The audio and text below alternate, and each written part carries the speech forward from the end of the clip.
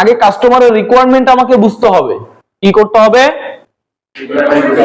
কাস্টমারের রিকোয়ারমেন্ট বুঝতে হবে, কাস্টমার কি বলতে চাচ্ছেন। আমি যদি অ্যাক্টিভলি কাস্টমারের কথা না শুনি, অ্যাক্টিভলি কাস্টমারের কথা যদি না শুনতে পাই বা না শুনি, তাহলে কাস্টমারের প্রবলেম সলভ করতে পারবো না। কারণ কি, অর্ধেক কথা শুনে আমরা তো বাকি সলিউশন দিতে পারবো না কাস্টমারকে, পারবো? আমাকে কি করতে হবে? পুরো সমস্যাটা শুনতে হবে, যে কাস্টমার কি চাচ্ছেন, কাস্টমারের রিকোয়ারমেন্টটা কি, সেটা পুরোপুরি শোনার পর দেন আমি কাস্টমারকে সলিউশনটা দিতে পারবো। সো এখানে অ্যাক্টিভ লিসেনিং আমাদের জন্য খুবই গুরুত্বপূর্ণ। এখন কথা হচ্ছে, অ্যাক্টিভ লিসেনিং গুরুত্বপূর্ণ, ভালো কথা, কিভাবে নিজেকে অ্যাক্টিভ রাখবেন, মনোযোগ দিয়ে শুনবেন কিভাবে? অ্যাক্টিভ লিসেনিং বলতে তো মনোযোগ দিয়ে শোনা, তাই না? মনোযোগটা কিভাবে দিবেন?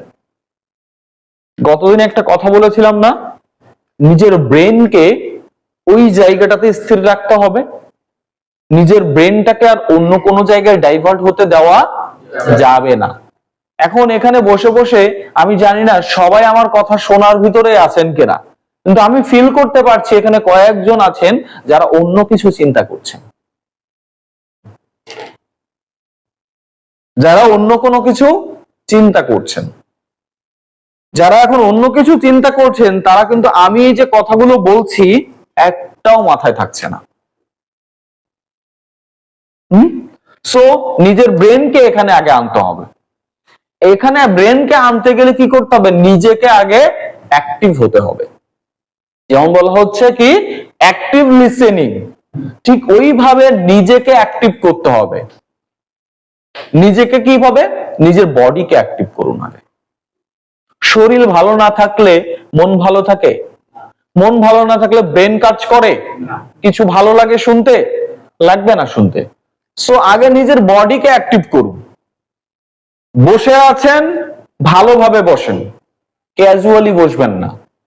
আপনি যদি ক্যাজুয়ালি বসে থাকেন, একদম মনে করেন যে একদম সিটের উপরে বসে পা দিয়ে শুনছি, এরকম বলছে শুনছি, তাহলে ওটা বলা শোনাটা ওটা ওইভাবেই চলে যাবে। কিন্তু আপনি যদি চেয়ারে বসে অ্যাক্টিভলি কাস্টমার কি বলছে সেটা শুনেন, গুরুত্ব দেন, ওই দিকেই খেয়ালটা রাখেন, তাহলে কি হবে? কাস্টমারের প্রবলেমটা সহজে আইডেন্টিফাই হবে, ভুলে যাবেন না। আমরা অনেক সময় কথা শুনি কিভাবে? ওই যে সামনে একজন কথা বলছে, এইভাবে করে শুনছি। এই যে কথাটা শুনছেন, এটা আপনার খুব একটা ভালো করে শোনা হচ্ছে না, কিন্তু মনে করেন আপনি কথা বলছে, আপনি এভাবে করে শুনছেন, মাথা নাড়াচ্ছেন, তাহলে কিন্তু একটু ভালো করে শোনা হচ্ছে, কিন্তু গ্যাপ আছে। আবার একটু কি করলেন না, আগে গিয়ে আপনি এভাবে বলছেন, আচ্ছা, আপনার অ্যাক্টিভনেসটা আরো একটু বেড়ে যাচ্ছে, অ্যাক্টিভনেসটা আরো একটু বেড়ে যাচ্ছে।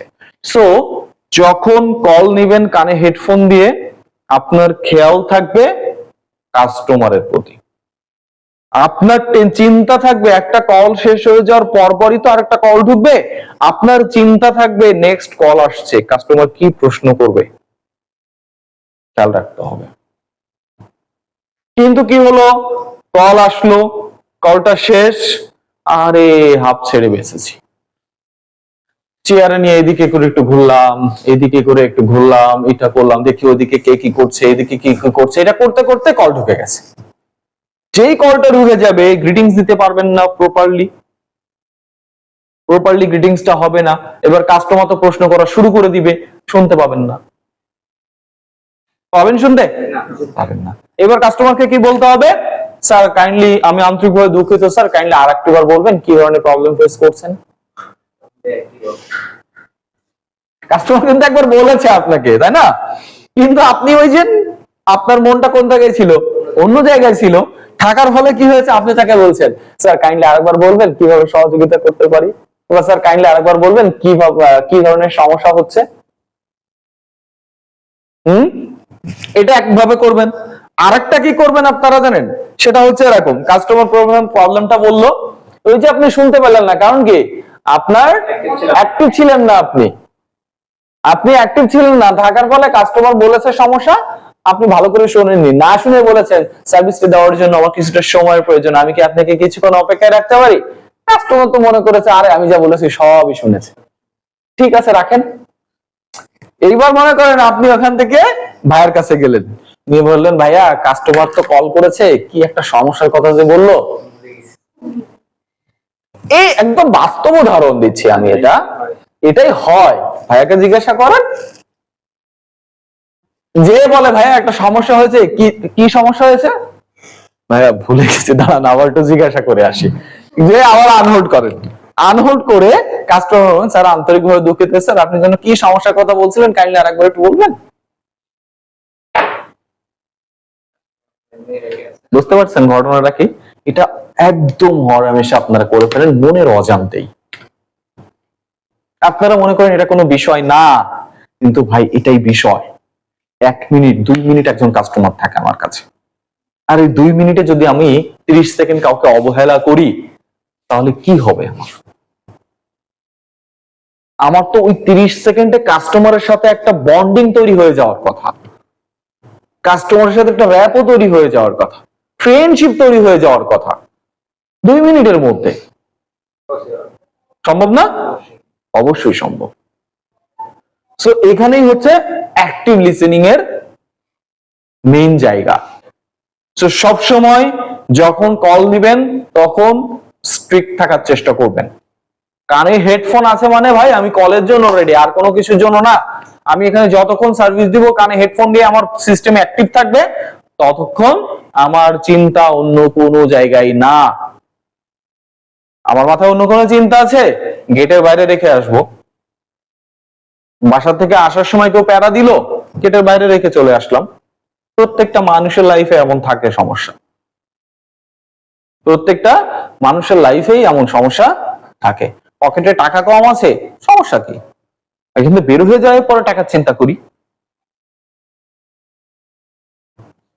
বাইরে কারোর সাথে ঝগড়া হয়েছে, গন্ডগোল হয়েছে, গেটের বাইরেই ওটা ফেলে রেখে আসি।